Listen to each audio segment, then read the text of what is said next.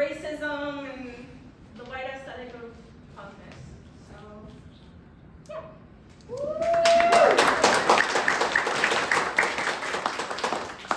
Hi, my name is Frances Phillip August. I will be reading for Rachel.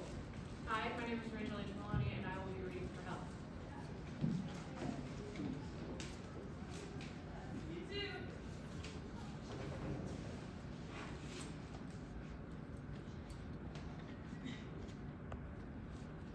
So I think the reason that I struggle so much to talk about racism is that I feel guilty. About being racist? That, and just racism as a whole. Did Robin DiAngelo tell you that? She lists several reasons, but I think the guilt is the one that applies most to me. I see. What? Nothing. What? Isn't Robin DiAngelo a white lady? Oh my god, is she? You really think they just put a smiling white lady on the back of the book for no reason? Hey, I'm just glad you're not reading John Green. I think it'd be pretty ironic to be reading a book about kids with cancer at a something corporate show. I don't know that that's necessarily true. Oh? I think it says that I have mixed feelings on the author who shaped my childhood, and I have a constant need to reread all of his material regardless of the fact that I don't even like him all that much. In fact, I'd say that I rather dislike him. And yet I'm constantly absorbing his work, wondering what I used to see in it as a child. Right. So, no, I don't think it'd be ironic. But Andrew.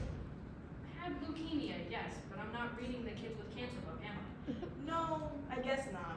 You're reading Racism Explained to You by a White Lady. With a PhD. In racism. Not exactly. You know how privileged you have to be to have a PhD? Trust me, I'm well aware. I'm gonna find you a real book. One written by a person of color, someone who hasn't researched the experience, someone who's lived it. That'd be nice. Actually, you're gonna find the book. But I'll come to the library with you. That'd be nice. And while you're there, you can get me some shitty young adult novels.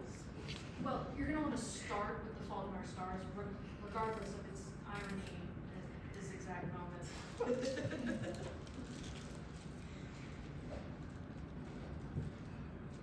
I think it's ironic that you're a singer who smokes. Don't. And smoking causes cancer. He had leukemia, not lung cancer. I know that. And I'm not saying it's a bad thing. It is a bad thing, but I'm not saying it's I am saying it's ironic. That's all. Okay. Okay then. I'm not here to perform tonight anyway, so I can do what I want. So you're not gonna sing along? Of course I'm gonna sing along. Sure. I can sing as poorly as I want. I'm in the audience tonight. I guess that's true. What? Nothing. You're thinking something. I can hear the gears turning in your head. Nothing. Whatever.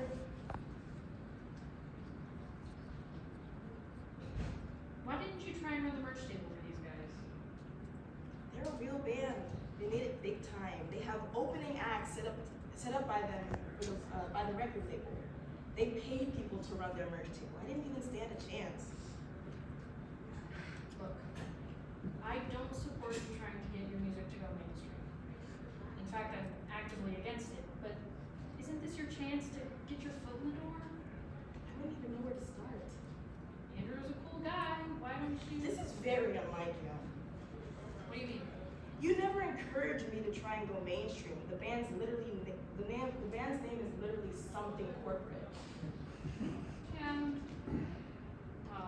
Well, what? the band's name is satirical. So you do understand satire. Maybe a little. Regardless, it's still true. This is a reunion tour after all. It is, yes. I'm just saying that it's weird for you. I saw the comment you left on my blog. Oh, haven't I? It's not a big deal, and I'll drop it, but I was grateful. That's all. You were reviewing Madeline Miller.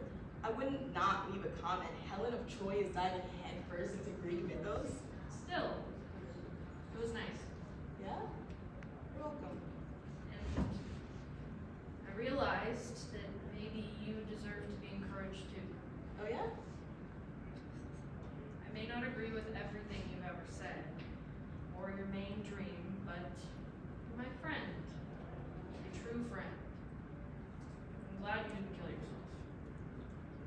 rhetorical. I wasn't actually going to do it. I know that. But still. Your dad?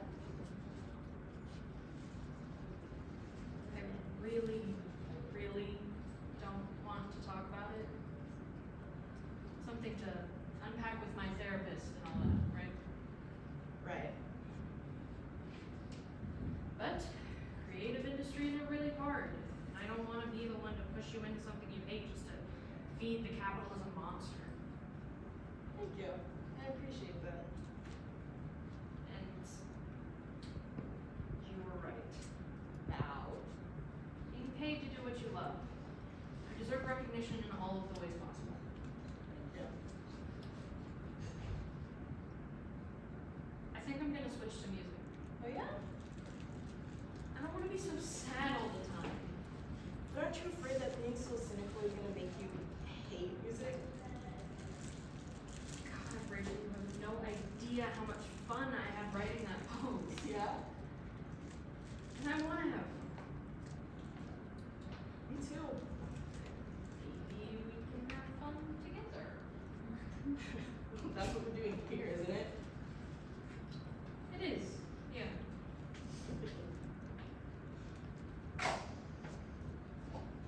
Thank you for the ticket, by the way. Are you kidding?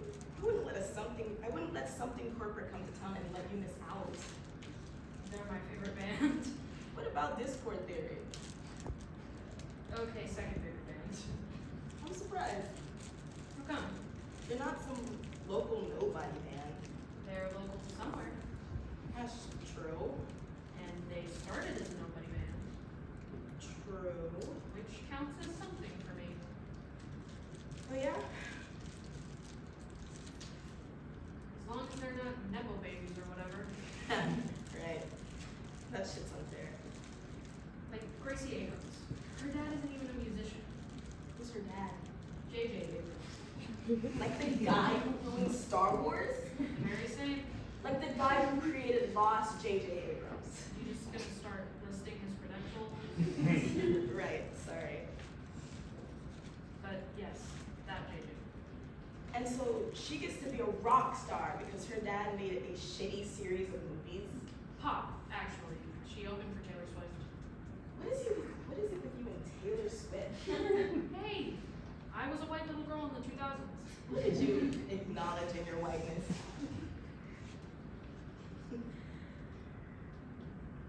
Do you think that the bands picked up by Pete Wentz could be considered Nepo babies? I'm gonna need more details. Like, just by getting noticed by Pete Wentz, they became some huge acts. You can say it. We all know you're talking about Panic at the Disco. Okay, I'm talking about Penny for this one. But that's not the point. God, imagine being noticed by Pete Wentz. Hey, I know, I'm sorry. We all want to start as local nobody bands. exactly.